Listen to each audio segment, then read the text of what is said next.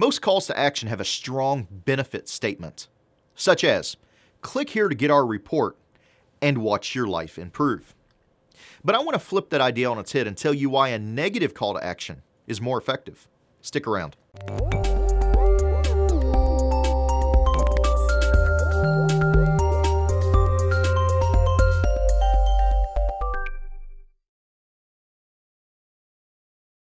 Regular podcast viewers know I'm a huge fan of Robert Cialdini, whom I have talked about many, many times.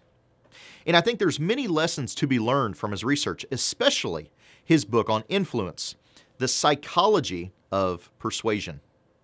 In it, he lists 6 principles of influence, and today's podcast is based on the principle of scarcity. Dr. Cialdini has shown that people are moved to action more by the thought of loss than of gain.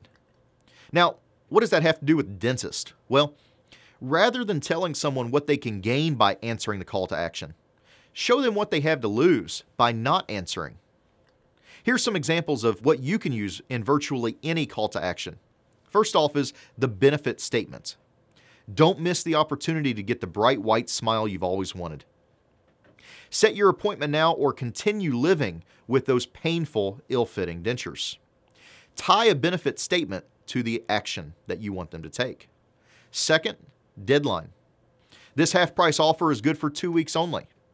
New patients get a free checkup and cleaning valued at $250 through the end of this month only. Why should anyone act now if they can act whenever this offer never expires? Third is selectivity. Only the first 20 patients who call get this special offer. Or something like seating is limited to the first 50 patients that RSVP. This is basic supply and demand economics. The less perceived supply, the higher the demand.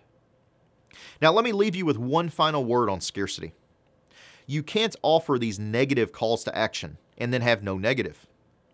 If you offer a special opening to the first 20 people who fill out a form and you run it for 6 months, what message does that send to your dental prospects?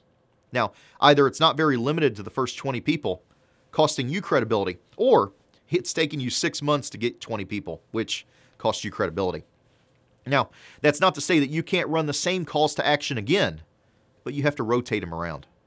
Come back tomorrow. We're going to look at key elements to creating great video. Until then, keep moving forward.